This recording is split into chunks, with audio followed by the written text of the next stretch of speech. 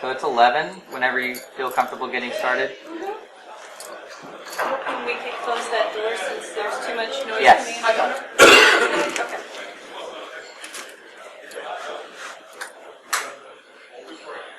Great. Good morning, everyone. Thank you so much for coming early Sunday morning. It was my specific request to have 11 o'clock. I volunteer in the community a lot, and that is what this conversation is about this morning. Unfortunately, I have another commitment at 1:30 in Northern Virginia, so that is why we are all talking at 11 o'clock on Sunday morning. So we are talking about careers and community volunteering. And today I have someone that has volunteered with me a lot, Doug Munro. Doug is a director of recruiting, VP of recruiting. Some of the companies that he has been with has been Veris, ATD, Coalfire, most recently with MAG Aerospace. So we're talking about someone with a wealth of experience, not only in recruiting, but also in being involved in the community. I myself have been in this community about 8 years. I volunteer for about 16 different BSides and women in cybersecurity groups. In addition to that, I direct the career track for 3 other BSides, and I'm on the staff for BSides Las Vegas. I run their HireGround. So I might know a little bit about this community and volunteering and what it impacts on the careers. And as I had been doing the volunteering, I was observing several of my colleagues who were volunteering, and then I was also noticing that they were gaining various different skills. But in addition to those skills, they were progressing in their career. They were moving on to higher and higher different positions. They were able to take on things that were much more exciting. And so I noticed that there's parallel between community volunteering and development of career skills and the development of career goals. So last year, the company that I'm with, cybersecjobs.com, we actually did a survey of the community and asked people who were volunteering to answer some questions about their volunteering, their employer support, the things that they learned, and we put this together in a results paper, which we have right now. So that's what we're going to talk about a little bit today. So one of the things that we noticed was that more than 50% of the volunteers in the survey gave 8 or more hours of their time per month. But I personally know so many volunteers who think that 8 hours is a big number and they're not really reporting that correctly. I would say that more people give between 16 and 20 hours a week. And when we looked at the demographics of this study, these were not people who were straight out of college. These were people who were actually 10 to 20 years into their career, had full-time jobs, and also had families. So it was very interesting to see these people who already had very full lives were also taking on additional volunteering support. We also found that people tended to not only volunteer at one group, but they took their skills and they applied them to other groups. One thing we found about community volunteers is that they really have a difficulty saying no. They really have a difficult time hearing that another group needs AV support or registration help, and they would quickly say, oh, well, I do that for this other group. I'll quickly do it for yours as well. Thus, we see a lot of burnout in this community. We asked many of the volunteers what were the skills that they learned while they were doing community volunteering. And one thing that you will hear a lot in any of the studies that talk about soft skills, that talk about skills needed for your career advancement, they'll always talk about the soft skills. They always talk about those skills that we really don't have a certification process for, we don't really have a class for. These are things that need to be learned on the job. And these are the skills that people said that they learned from community volunteering. Teamwork, organization, planning, and most importantly, communication. What was fascinating to me, I was really glad to see this, is that a lot of people were very upfront with the fact of how stressful volunteering was. It wasn't only that it was the anxiety of doing a good job, there was physical stress, there was all of this stress about, I need to get it all done, I need to take care of my family, I need to get my job done. But they all said it was fulfilling. They all said that this was something that they would continue to do because they found the personal fulfillment in the community volunteering that they didn't necessarily see in their jobs. And that is what a lot of us are sort of striving for. I hear frequently people saying, my corporate job is eating my soul, I need to find something else. My recommendation is always, do more volunteering. If you need something that feeds your soul, really go and do volunteering rather than expecting that from your job. Because that is a high order for an employer to fill that job of personal fulfillment. That is your responsibility. So when you're looking at community volunteering, there are a lot of things that you really need to ask questions of yourself. Because too many times people will do community volunteering without doing sort of the analysis of, is this something that's going to provide me benefit, or is this something that's going to totally burn me out? So one is, are you going to have time? You know, are you going to have that 8 to 16 hours a month to do it? Are you going to have the time for the conference calls at 10 o'clock at night, or the all-day meeting to do the agenda planning? Really looking at your time. Do you have the skills? Now, you don't have to have specific skills to go in and do volunteering, but understand where you're good in skills and where there are skills that you need to have. Do you have the resources to be involved? Do you have childcare? Do you have transportation? A lot of people think that they can only do volunteering if they can drive to a con, when there are many organizations. Matt Duran in the back of the room is one who works with me on BSides Las Vegas. 90% of our time is online.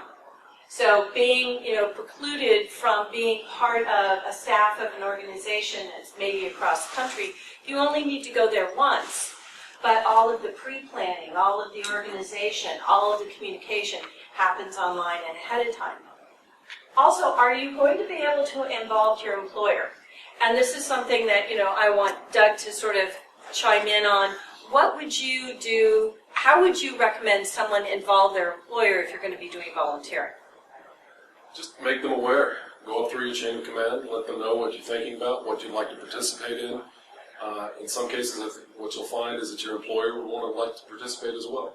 And they might go as far as sponsorship, but certainly from an employer's perspective, you volunteering at an event like this, for example, it just indicates a passion for the work. It indicates an interest in the community, a desire to be a part of something bigger than just your individual day-to-day work. And so approaching your employer and just letting them know, this is a conference I'd like to volunteer in, this is what I'd like to do for them. That's enough. Just make them aware. And then we'll be talking more later about the different layers of that, when you can get into presenting, participating in competitions, things of that nature. But just letting your employer know. I have not ever worked for an employer who didn't get excited about the fact that people working for them were doing something. And you might very well get some financial support for the organization. Only good things come of it. And also realize that just like any project you get involved in, more than likely you're going to find out that it takes more time to do than you thought, and being flexible. Also, if it becomes too much, being honest with yourself and going to the leadership of the organization and saying, look, this is much more than I thought it was going to be.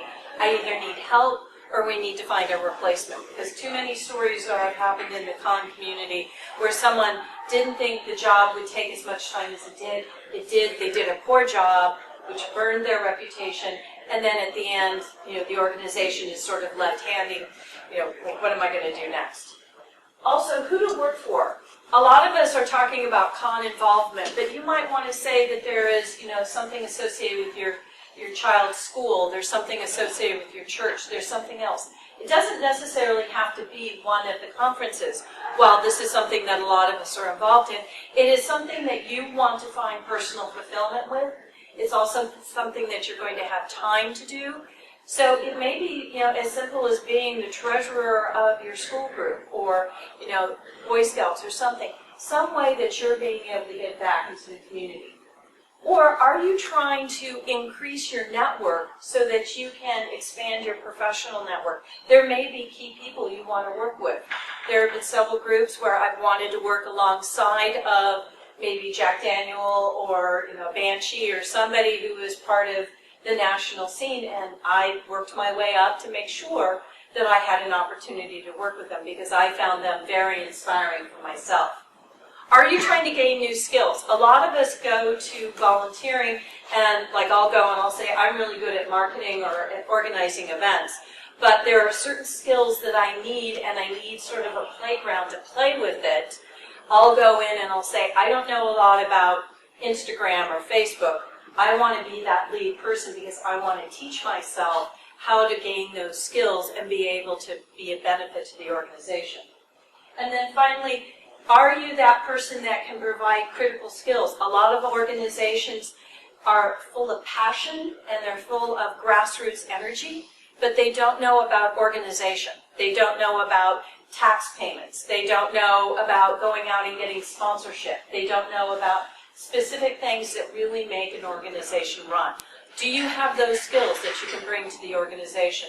I had one organization that wanted to put on several events, but no one on their group knew how to negotiate contracts with hotels, knew how to put together a sponsorship package. They said, we'll just copy somebody else's. I said, no, it's more than just putting on something with a really good theme. You have to think of the down, dirty, logistics.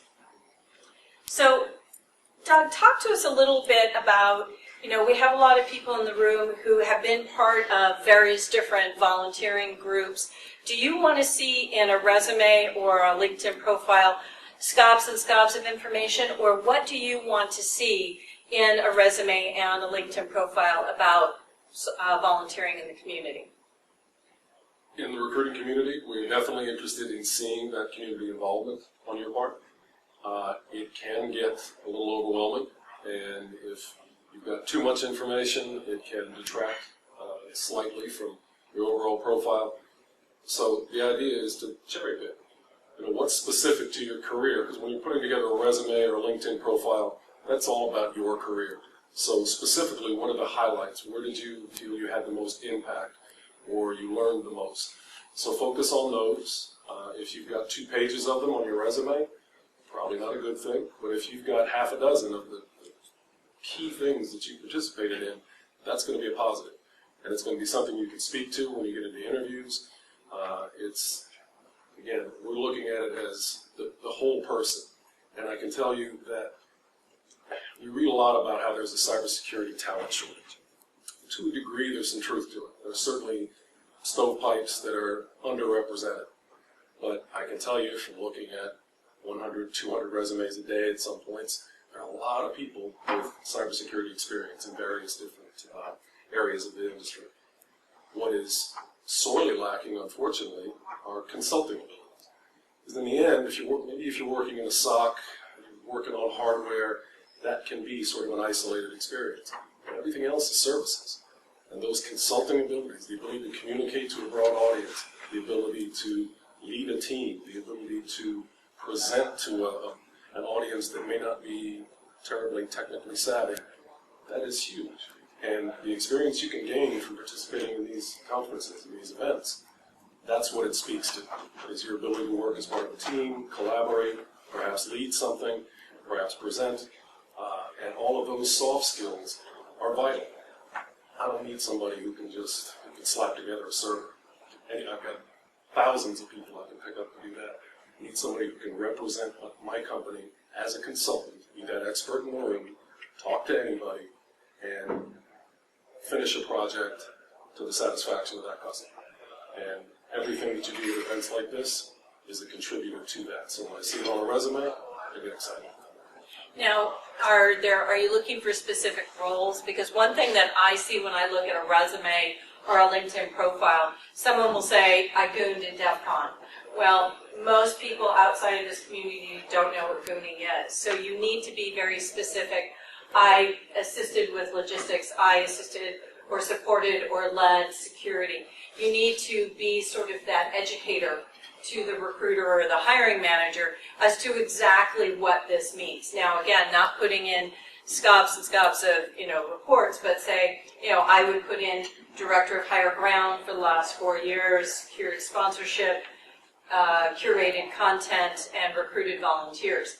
that shows to initiative, planning, program completion, and going out into the community. So you want to take those business skills that you have learned in your volunteering and making sure that you have them on your resume and LinkedIn profile. So getting down a little bit more into the weeds here as far as what we're talking about. Con management. A lot of the people that I have worked with in the community really started as the person who folded the t-shirt, all of a sudden became the registration desk, then all of a sudden became the lead for registration, then went on to being part of the national organization and doing registration, and then maybe going on to be the board. So looking at being part of con management as a business development, sort of you're part of the business, you're looking to see how it's run, you want to see how you can, go to the next step. A lot of people say, well, I just like doing this one thing. That's fine. But if you're also looking at your own personal career, wanting to move to the next level, but you need to gain those skills to get to the next level, you might want to look at con management, because it is a way of addressing all of the same things that you would be addressing in a business. Resource allocation, workforce management, conflict resolution. I mean, a lot of us are very uncomfortable with conflict resolution, but I can tell you when you're part of a conference, there are going to be some times when there's conflict, and you can address the fact of, are you comfortable being able to do that? And if you're not, what are the skills that you can work on with it? You also have to be careful when you're part of con management that you're clear as to what your role is. Because a lot of us, specifically women, try to do everything. We try to make sure that everything is taken care of. We try to make sure that even though our job is taking care of the agenda, we will go in and we will try to work on registration and making sure that there's coffee or making sure that the t-shirts are folded. You need to make sure what your role is, what your goal is personally for that role, and what the organization is expecting of you. You also need to understand that you may have been in that role for a while, like 10 years, and it's time to move on. So you need to also practice what is a really great way to gracefully move to the next level. This is something that is never taught in school or any organization. More often than not, we get frustrated and we burn a bridge. How do you create a transition file? How do you make sure that the people who are going to come in behind you know exactly what to do? And how do you prepare the organization that you are no longer going to be the person that they call anytime there's something wrong with AV? In the military, it's called a transition book. You sort of have a book and it's handed over to the next person and they know exactly what to do.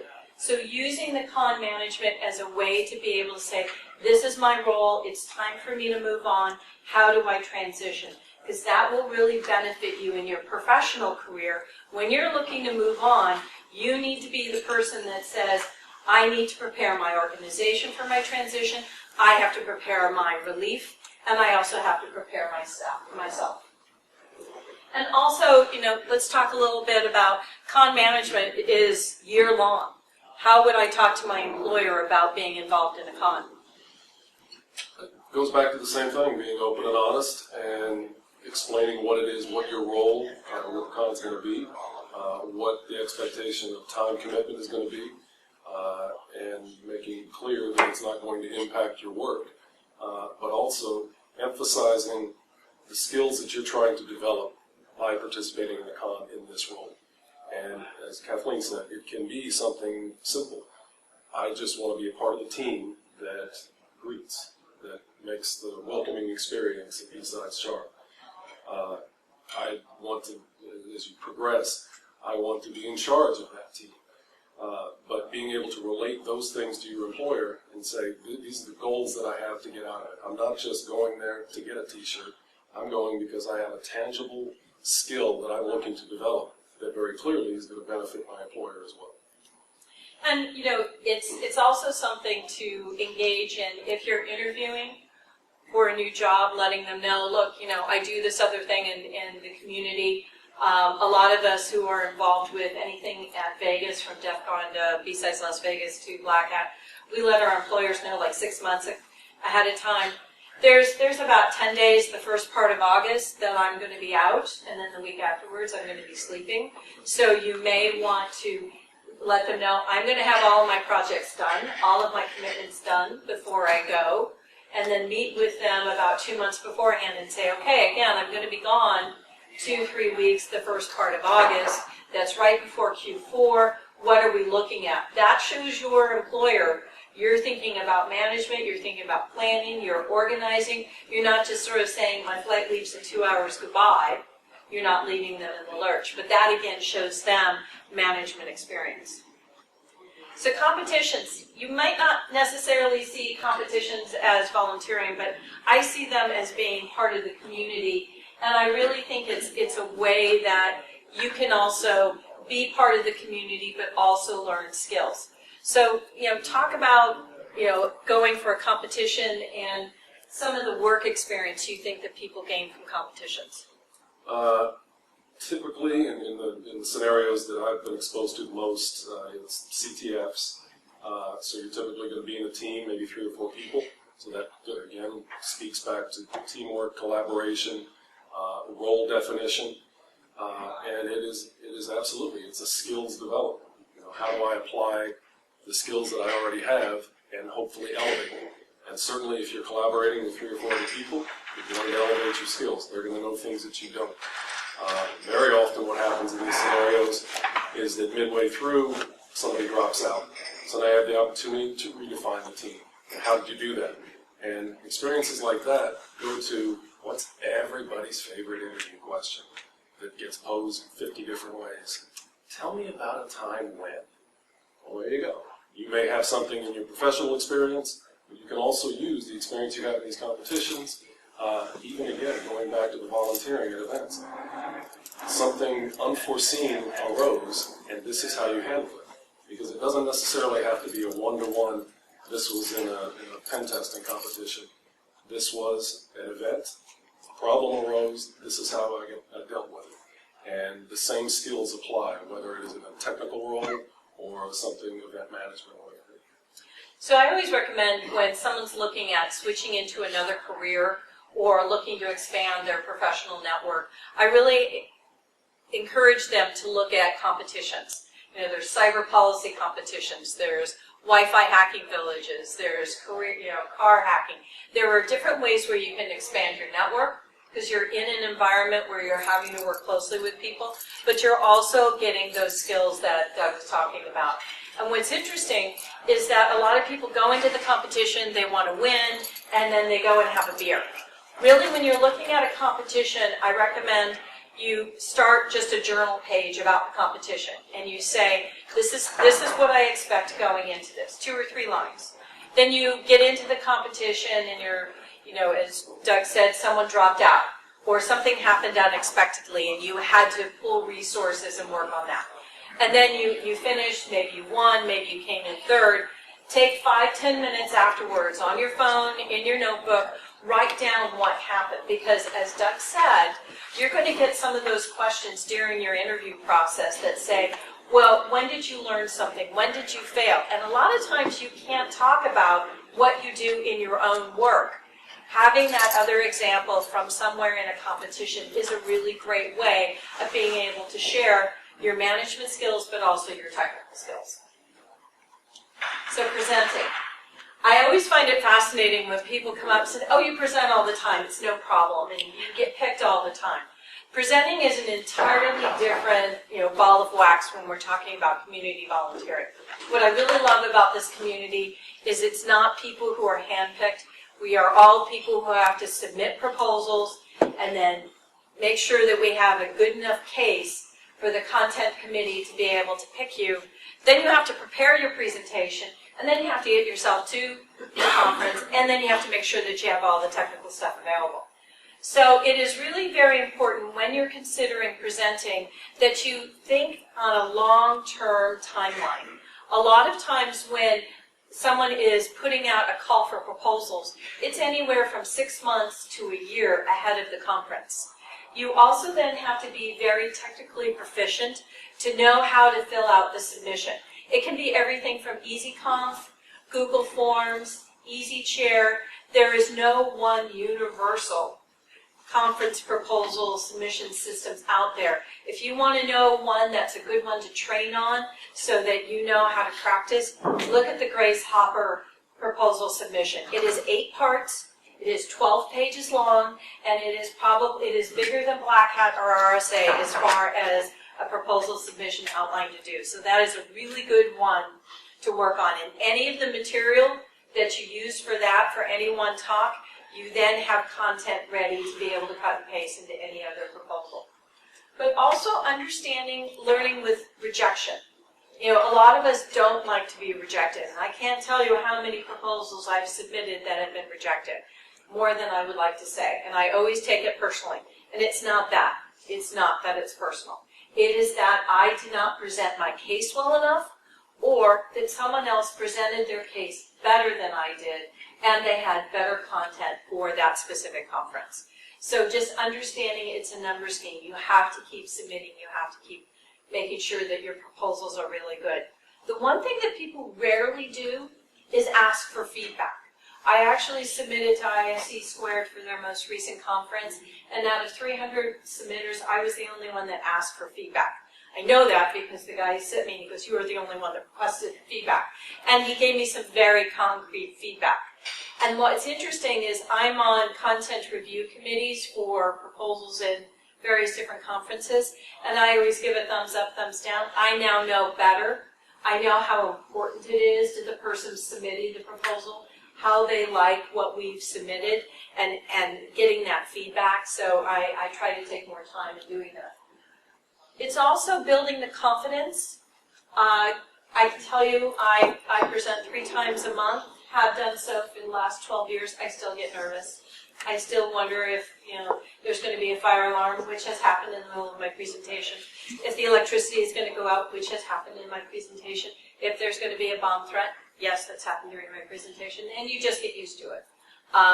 But talk to me about how this can show for in an interview, to your employer, to a recruiter. Would they like the fact that I present 3 times a month? To be honest, it's going to depend on the employer if you're presenting at that volume. But to be equally honest, very few people present that often. I'm a masochist. But she's a natural.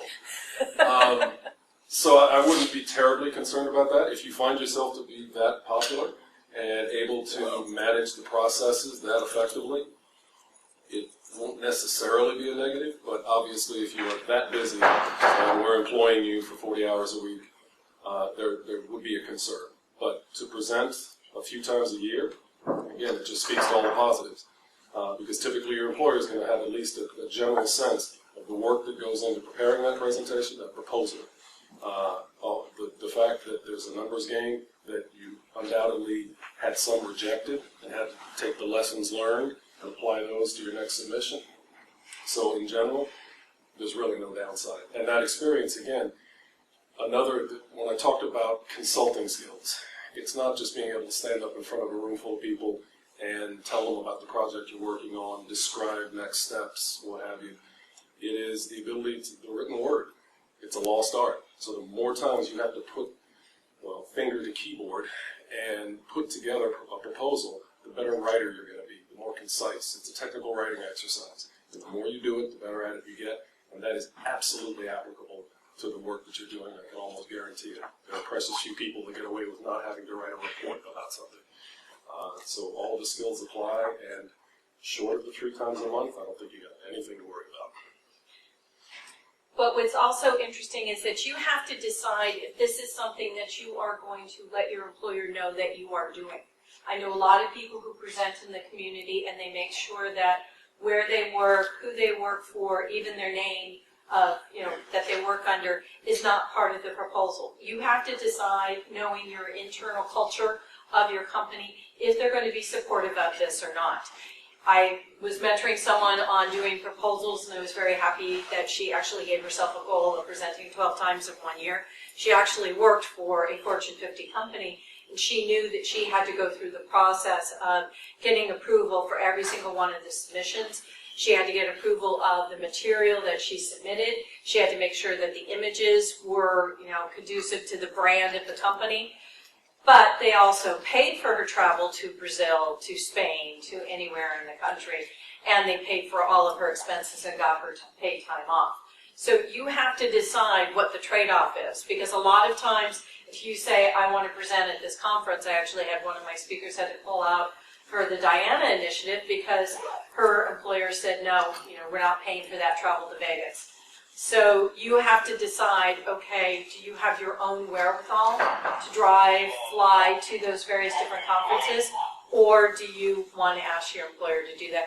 And that is a constant question that you will be talking with your management about. And that's how you build the rapport with your manager. Not like, I don't want to do overtime again or something like that. Let's talk about my career. These are the things that I am doing to further my career. These are the things I am doing to learn my technical skills and my soft skills and my leadership skills. And if they're not supportive of that, then that's maybe time when you start building that network and find something else. So we also found that from the community survey, more than 41%, 42% of the survey participants really said, I can only do it the day of the event. And I just wanted to put this in here because when you see all of these phenomenal volunteers around at Charm, a lot of them were just here for today or here just yesterday. They weren't doing the annual sort of preparation.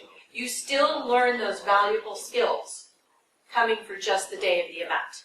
You still learn resource management. You still learn leadership. You still learn how to be that problem solver or that conflict resolution person. You still learn those skills and getting that personal fulfillment.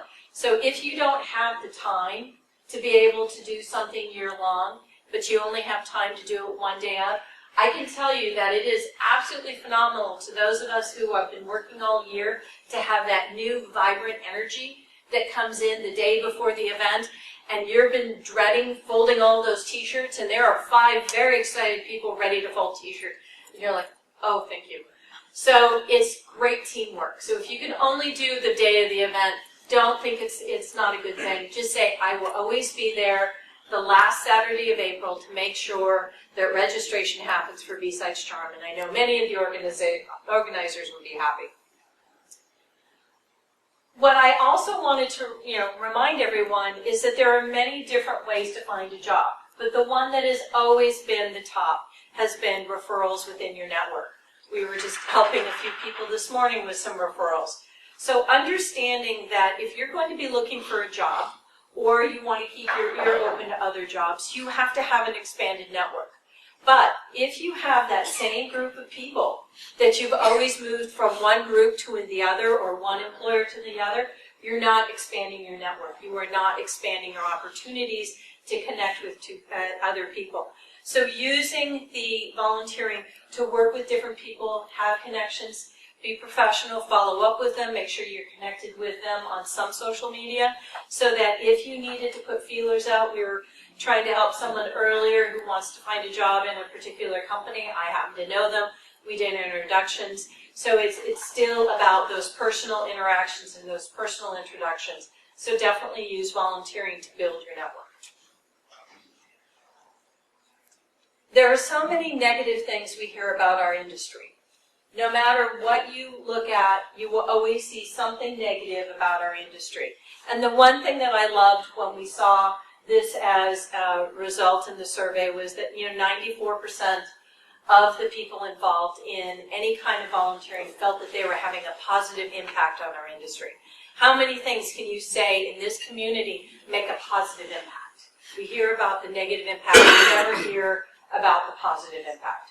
Doug and I are involved in recruiting and other communities, and I can tell you there is not as much of a volunteering ethos in those other communities as there is in this one. So I really take this to heart that we feel positive about being involved with all these organizations.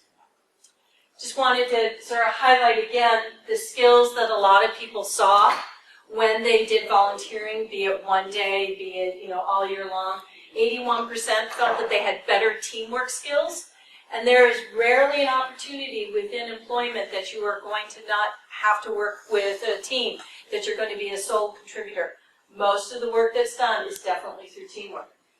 Being able to organize, being able to see the end goal and developing the steps to get there is one thing that a lot of people saw through presenting, having to do all of the proposals, and con management. It's not just about making sure we have sponsors and we have something going on for Saturday night. It is everything from Eventbrite all the way through to making sure that there is coffee on the last day. That's organizing, that's planning. 74% saw planning. So if you're meeting with a client and you don't know how to get that project in on time, being part of a conference that you have to do the management of, we're going to pack 1,300 people into the Sheraton North, April 2019, how are we going to get that happen? And then finally, communication skills. A lot of us are not very comfortable working on our communication skills. We're comfortable talking with people that we're familiar with. We're comfortable talking with people over social media. But actually having that face-to-face conversation, being able to talk to someone about, I need you to get something done and we're all relying on it, those are the communication skills that we are slowly losing. So using volunteering as an opportunity of being able to make eye contact, make sure someone understands what you're saying, and making sure that they can deliver what you need them to deliver. These are all skills gained by community volunteering. What was also interesting is, again, the stress. And I really have to spend a lot of, and I do spend a lot of time, coaching people on how to say no. And it's really understanding that if you don't know how to say no in your volunteering, you are probably not able to say no in other parts of your life, specifically work. Specifically, I need to get that paycheck, I need to get certain benefits. I'm still going to do that work that I don't want to do. I'm going to take on another work trip. I'm going to take on more things. And before you know it, you've burnt yourself out, you're overwhelmed, and you just quit for no apparent reason because you can't take it anymore. People do the exact same thing in volunteering.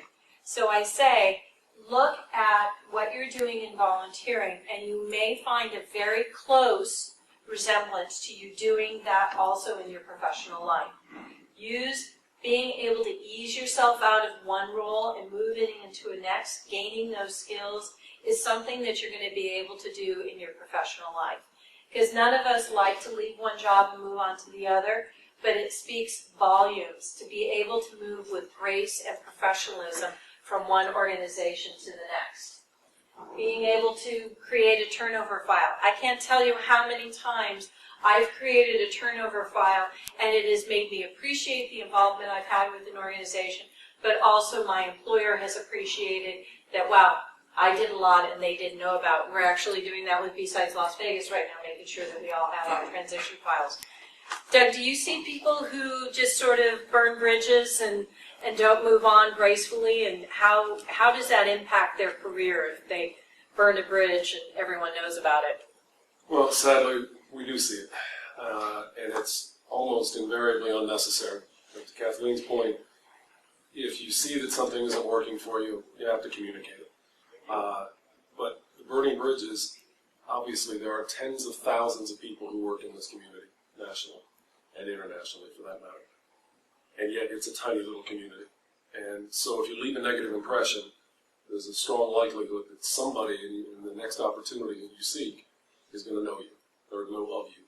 And I do a lot of hiring in military, and most recently we hired pilots. They're all working in Afghanistan or in Colombia, and they could have all the requisite flight hours. They could have all the requisite certifications to pilot this aircraft, but they're going to have to spend 60, 90 days in austere conditions next to somebody else. And so if they're not liked, if somebody remembers, hey, this guy overslept and blew a mission, that's going to come back, and they're going to be hard-pressed to get employed. So transitioning gracefully should be an easy thing, but there are folks who ignore that.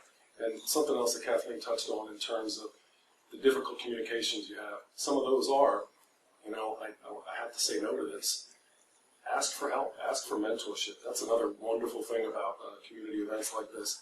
There's going to be somebody, especially when you're first getting started and doing it, who's in a more robust role, who's the overall organizer rather than a team member. Ask them how they do these things. How did you organize this event?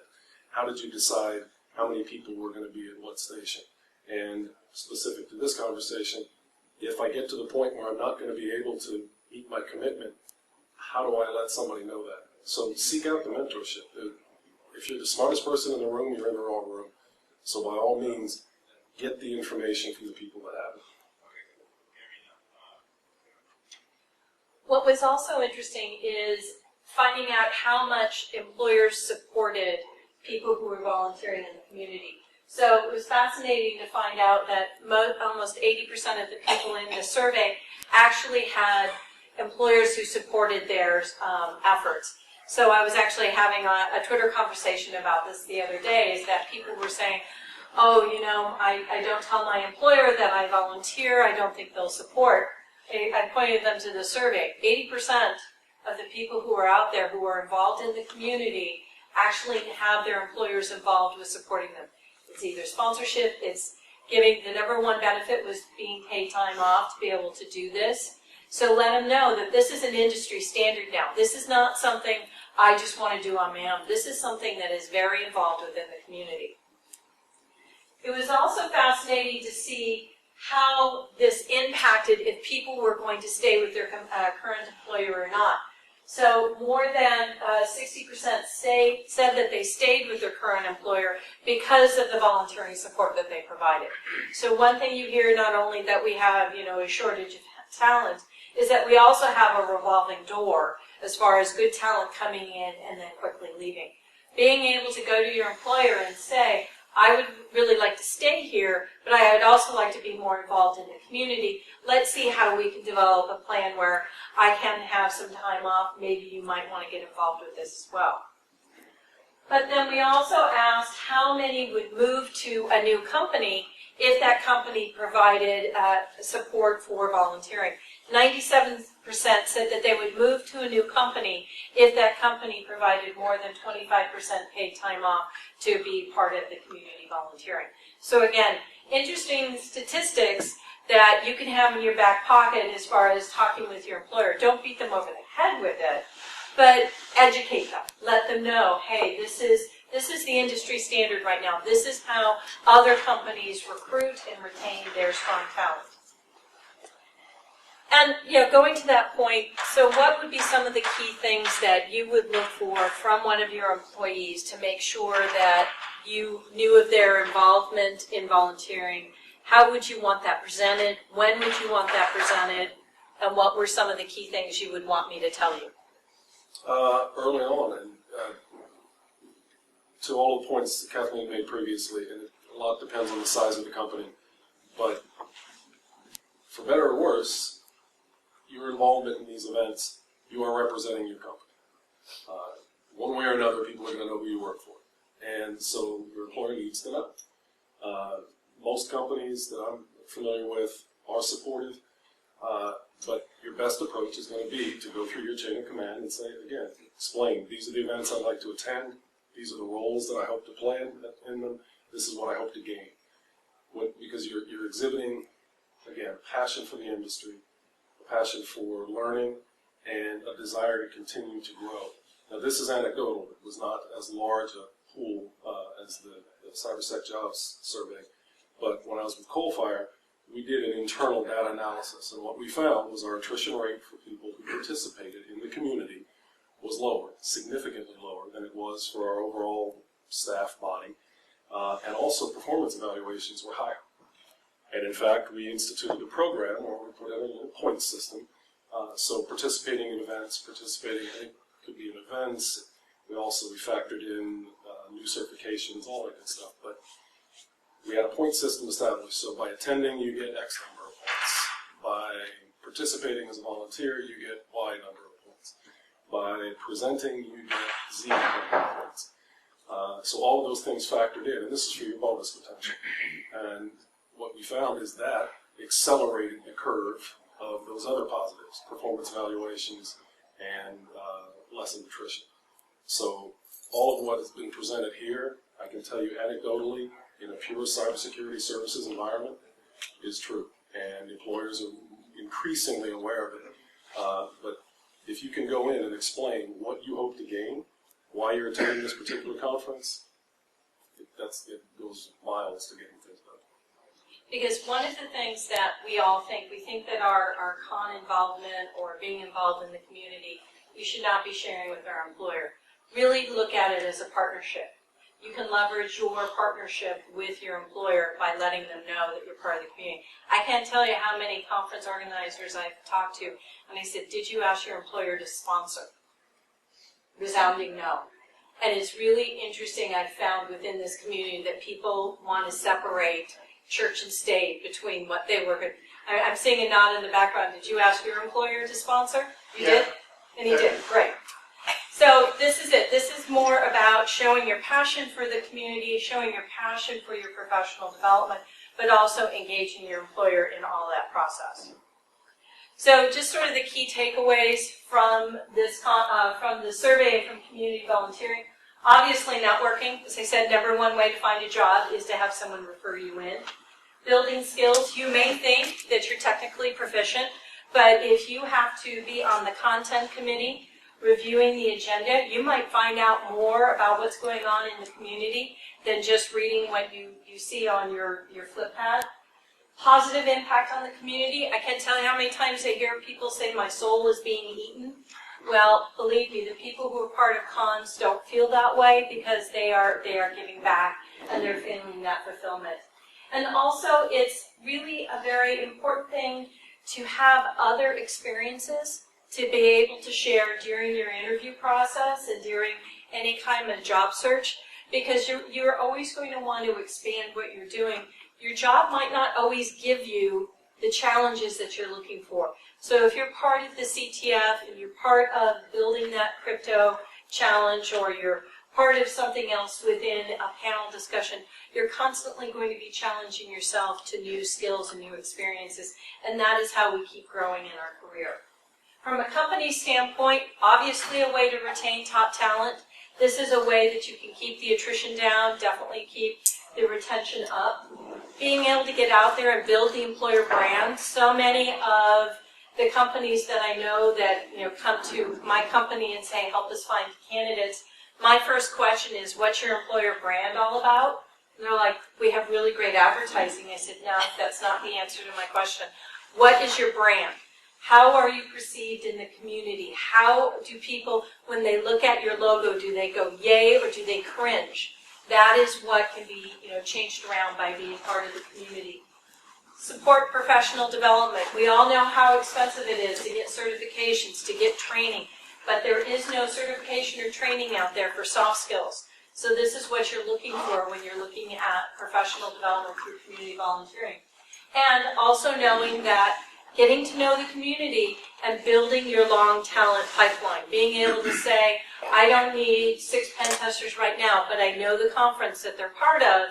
I want to be part of that community so that down the road I can tap into it. Or did I give all of your secrets away, Matt? Yeah. If you want to see the survey to be able to quote it to your boss, it is on slideshare.net /cybersecjobs.com. We also have another survey up there on job search challenges. And that's it. Thank you so much for coming here early this morning. Do we have any questions? Oh, come on. Someone's going to have a question. Yes? So the night of the volunteer dinner, that would have been a great venue to talk directly to most volunteers. We're out there volunteering right now and can't be in here. Something to... Well, it wasn't part of the, mission to be able to submit a talk during the volunteer dinner.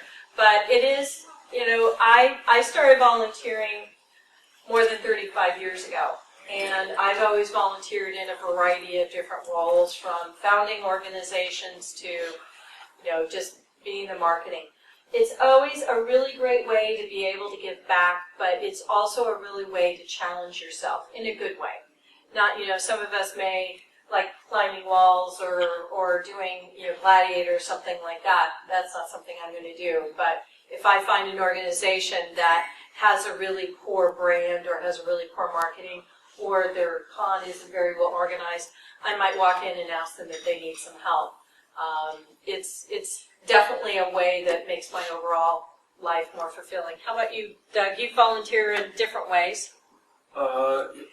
That's it. I mean, we're not just one thing. We tend to be defined by the jobs that we do, and it's very easy to get caught up in that.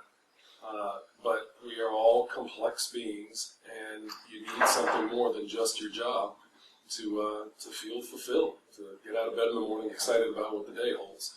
And this is a wonderful opportunity to combine the two, to further your career, to grow your professional experience, but at the same time do something that just makes you feel good.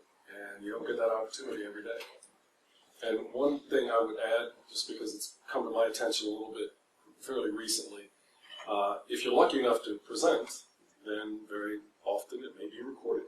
And you can provide a link on your LinkedIn profile to that presentation.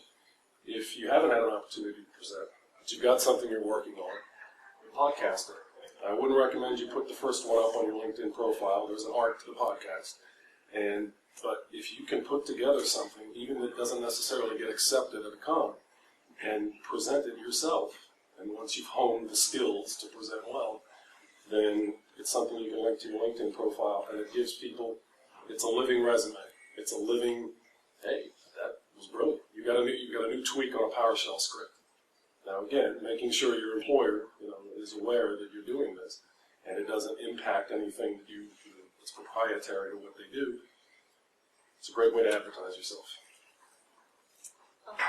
Thank you. Oh, Mandy? Yeah, I just wanted to share something. I want to talk about the health benefits that come from volunteering. This may not be something that you think of very often, but I personally volunteered my whole life pretty much, but I always volunteered 40 to 200 hours a month, and I viewed it that volunteering was my vocation, and whatever supported it and allowed me to do that was my avocation. And that way it was like the money, the career, the certifications, they kind of came along naturally because of the networking. But then I had major health issues, and I spent years in hospitals and nursing homes. What's funny is that because of the volunteering, while I was in ICU or while I was in acute care and all that, I had, over a period of about, let's say the first 6 weeks, there were like 125 different people that came to the hospital to visit. And there were men in suits that would come to visit. I wasn't capable of talking or seeing them or anything like that, but the register, the nurses kept lists of who came. And I didn't know until I'd been in the hospital for months and months that because there had been so many people that came and there were nicely dressed guys, apparently the hospital staff thought that I was some kind of real estate heiress. So they were giving me even better care than what they would have naturally. Whenever it turned out, really all I had was what was in that hospital room. Everything else was gone and lost. But so it was the friendship, the niceness, like you do get, I think, even in just your interacting, you get joy and a heartfelt satisfaction. But it then turns into like these people become your network for when you hit hard times or whenever where your employers and your fellow employees aren't on the same level. Thank you. Yes. Thank you. You're going to make me cry. So that's it. I do apologize. I have to be in Northern Virginia by 1:30. So Doug is going to take any questions afterwards while I quickly wrap up.